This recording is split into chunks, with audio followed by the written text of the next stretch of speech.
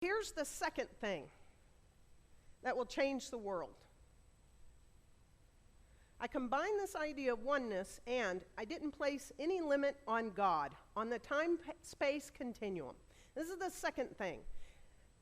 To place no limits on this thing, this oneness of life itself, that which is greater than everything. And so we manifest the infinite to the degree that we align with it, believe as it, walking in it, right?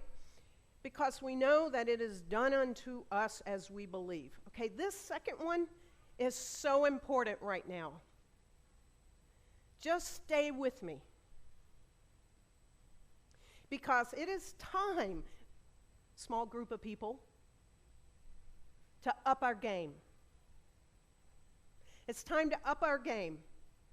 Up our game with our prayers, up our games with our affirmations, up our game with our meditation, up our game with our gratitude. It's time to up our game with any spiritual practice until we got to up our game. I had to up my game just in that meeting of Jason. I had to up the game so that my whole day and everyone around me that I saw after that would not be impacted. We've got to up our game so that we bring this energy into the world. And as we up our game and we begin to see ourselves and we're living from the truth of our being, and that we begin to experience that inner life is bigger and bigger and bigger, and it's more real than our external circumstances, then these external circumstances must change. They must change to accommodate our mental equivalent. So our belief sets the limit to our demonstration of a principle which of itself is without limit. It is ready to fill everything because it is infinite. Now, why am I bringing this up? Can you imagine why I'm bringing this up? Anybody? Shout it out from at home. Anybody? Can you imagine why I'm saying and pressing on this second thing? To understand that this principle of itself is without limit. Anybody? Okay? All right. So what's going on right now on this planet that's still existing in our solar system, in the Milky Way, in the cosmos? Okay, I'll help you. Climate change.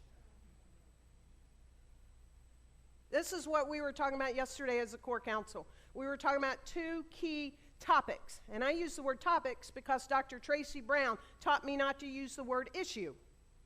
And I use the word topic. There are two key topics we talked about, and that's climate change and our democracy. I'm not going to talk about that one today, but I am focusing on climate change. Okay, it's really significantly important. Because our planet right now is on fire thanks to our generation and our parents' generation. I'm not saying that everybody before that didn't have something to do with it, but, you know, it's significantly. Our Arctic Circle is on fire. The Northwest is on fire. The town of Lytton in British Columbia burned the whole town to the ground. That's Canada, right? And there are all these record-breaking heats and wildfires going on, and if it's not a fire, it's a flood. Okay, we've got flooding in Germany and all of Europe. We've got flooding, that's just in the past, few days news, right? There's all kinds of flooding going on. So someone on our core council sent us all this article I want to share with you. It says scientists back in the 1970s of the MIT, Massachusetts Institute of Technology, MIT, created a method to determine when the fall of society would take place.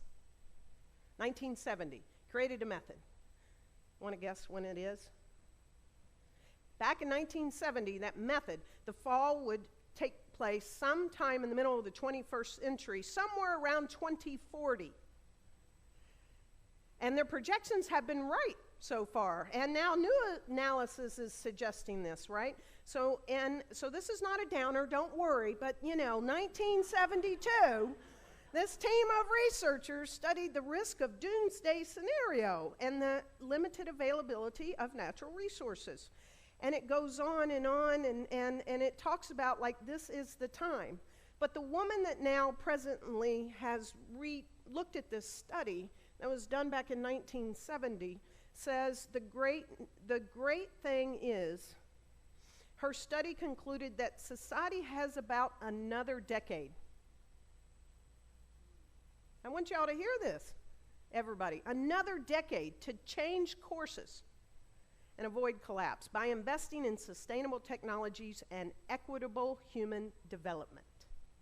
Okay, so no one else can do this for us because we are the ones. And this is the place that we stand on this number 2, that there are no limits and that we can do this together. Okay, that's what we can do this together.